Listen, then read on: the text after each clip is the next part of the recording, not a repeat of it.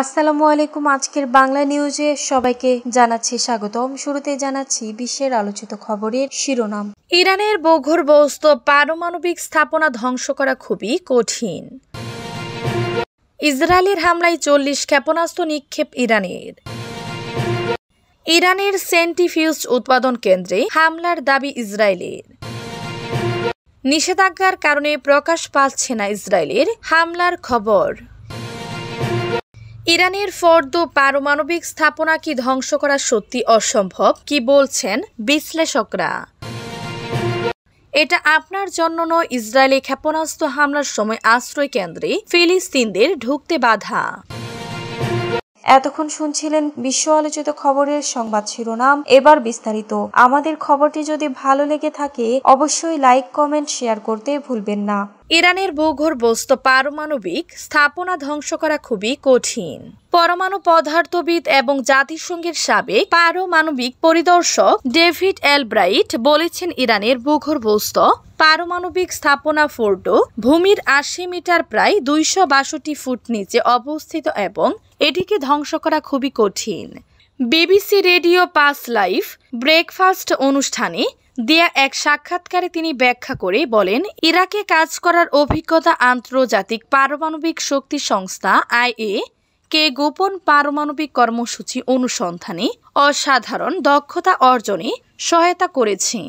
তিনি বলেন, এখন যেহেতু ইসরায়েল হামলা চালাচ্ছে, আমি বিশ্বাস করি তারা ফোর্ডো স্থাপনাটিকে দীর্ঘ সময়ের জন্য অকার্যকর করে ফেলতে পারবে, আর যুক্তরাষ্ট্র চাইলে এটি পুরোপুরি ধ্বংস করে ফেলতে পারে।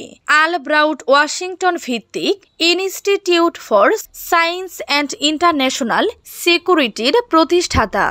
তিনি বলেন, ফোর্ডো কেবল সবচেয়ে শক্তিশালী পারমাণবিক সাইটগুলোর একটি মাত্র, তবে এটি একমাত্র নয় বলে তিনি উল্লেখ করেন এবং বলেন এটিকে অতিরিক্ত গুরুত্ব দেওয়া উচিত নয়। ফোর্ডো মূলত 2000 দশকের গোড়ার দিকে ইরানের জরুরি পারমাণবিক অস্ত্র কর্মসূচির অংশ হিসেবে নির্মিত হয়েছিল। ইসরায়েলের হামলায় 400 ক্ষেপণাস্ত্র নিক্ষেপ ইরানের। দখলদার ইসরায়েলের বিরুদ্ধে গত শুক্রবার থেকে 400-র বেশি ক্ষেপণাস্ত্র ও শত শত ড্রোন হামলা চালিয়েছে ইরান। এমন তথ্য জানানো হয়েছে ইসরায়েলের প্রধানমন্ত্রী বেনিয়ামিন নেতানিয়াহুর দপ্তর থেকে। নেতানিয়াহুর অফিস জানায়, এই হামলাগুলো ইসরায়েলের অন্তত 40টি স্থানে আঘাত এনেছে। এ পর্যন্ত দেশটির টেক্সট কর্তৃপক্ষের কাছে প্রায় 19,000 ক্ষয়ক্ষতির অভিযোগ জমা পড়েছে। ইসরায়েলি সরকারের তথ্য মতে এই সংঘাতে এখন পর্যন্ত 24 জন নিহত হয়েছেন এবং আহত হয়েছেন 800-র বেশি মানুষ। নিরাপত্তার স্বার্থে প্রায় 3,800 মানুষকে নিজ বাসস্থান ছেড়ে নিরাপদ আশ্রয়ে সরিয়ে নেওয়া হয়েছে। এদিকে ইরানি কর্তৃপক্ষ জানিয়েছে, শুক্রবার থেকে ইসরায়েলি হামলায় ইরানে এখন পর্যন্ত 224 জন নিহত হয়েছেন।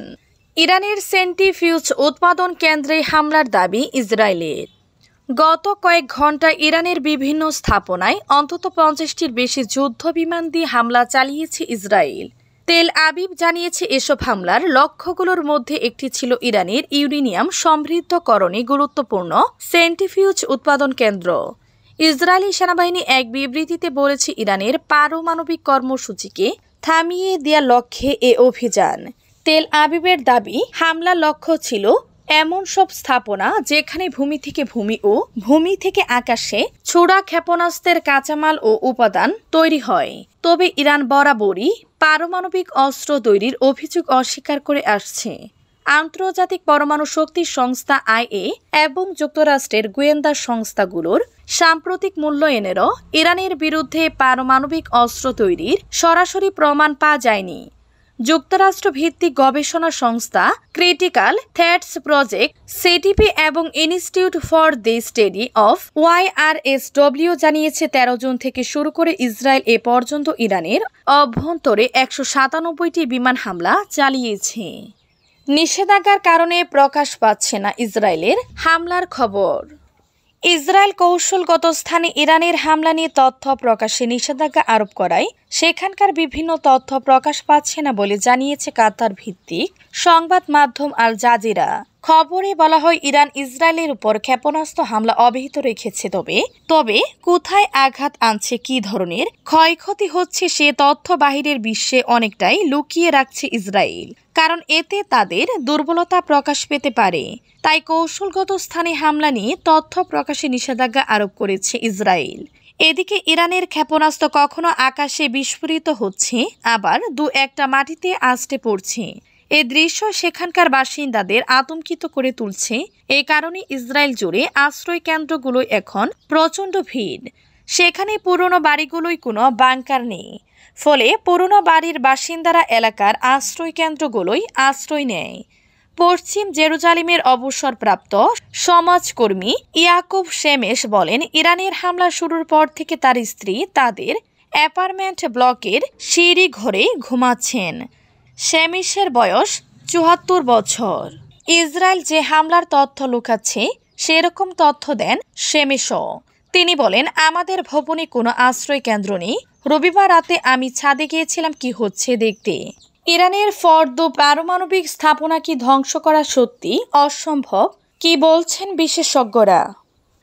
পাহাড় কেটে ঢুকে পড়েছে 5টি সুড়ঙ্গ, পাশে দাঁড়িয়ে বিশাল এক কাঠামো, আর চারপাশে সুপ্রসারিত নিরাপত্তা। প্রাচীন ইরানের ফর্দো জ্বালানি সমৃদ্ধকরণ কেন্দ্রের সাম্প্রতিক একটি স্যাটেলাইট ছবিতে এমনই দেখা গেছে। ইরানের পবিত্র শহর কুমের কাছাকাছি স্থানে এই গোপন ও কড়া নিরাপত্তা বেষ্টিত পারমাণবিক স্থাপনাটি অবস্থিত।